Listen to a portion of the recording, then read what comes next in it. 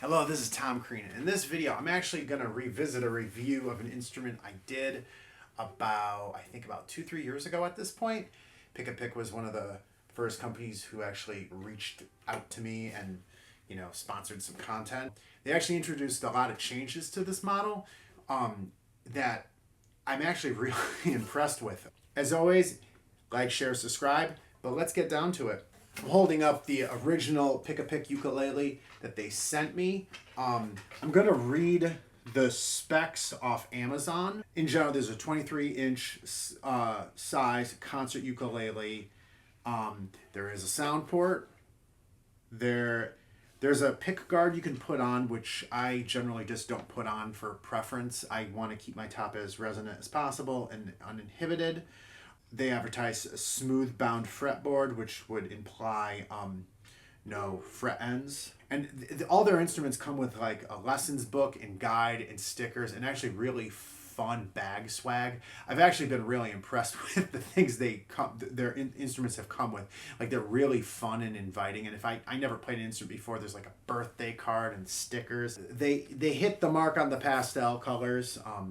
The other one they sent me is turquoise, which once again, I love the pastels. The back and sides are mahogany. The top is spruce. The bridge is slotted. It has slotted ends, so what you would do is you'd make a little ball and put it in. And then now on the top, the originals didn't have a maple veneer on the top.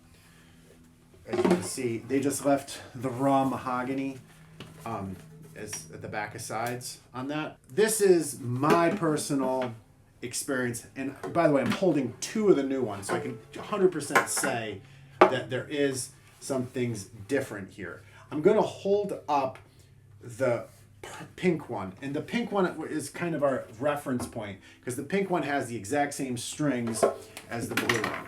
In the original video, I remember specifically I didn't like the strings that came with it at all. There was a bunch of issues with it. And then once I put D'Addario fluorocarbons on, there was no issue. That's kind of my go-to for I want my instrument to play in tune and be accurate. So when we compare, I think the best comparison is between, remember, blue is the original, pink is the newer version.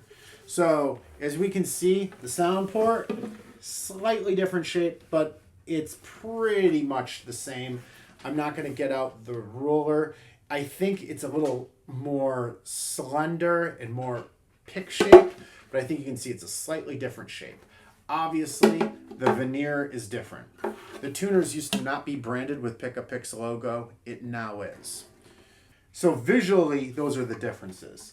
Playing-wise, one thing about the original was the neck was a little chunky for a ukulele, which I don't personally mind. I often play the classical guitar I play has a very thick neck, and even the Ibanez I play in a lot of the videos is a fairly thick neck for an electric guitar. So it didn't matter to me, but it definitely had more of a thicker feel than your average ukulele. This is not per se thin, but it's definitely more in line with other ukuleles I've played. So let's talk about what the real difference here is. While these are the same thing in essence, the big thing I've noticed is the original one had intonation problems a little bit as you went up the fretboard, particularly beyond fret 7 with chords. This one is much stronger on the intonation. Though higher up you go on an acoustic wood instrument, you often have intonation issues. It's just a fact of life. This actually has much better intonation. I actually think it's a little louder, and I think the sound is also better. So I'm going to kind of A-B through all of these. And I'm going to start with the original. I'm going to play something somewhat similar. And then I will also play how it sounds with the Aquila Reds.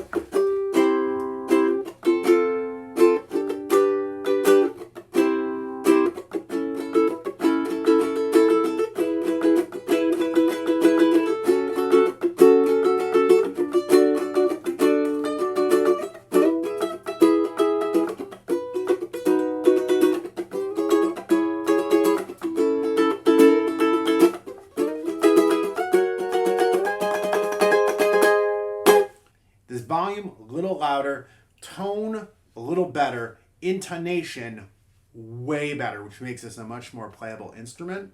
Let's hear it on the Ukulele Reds.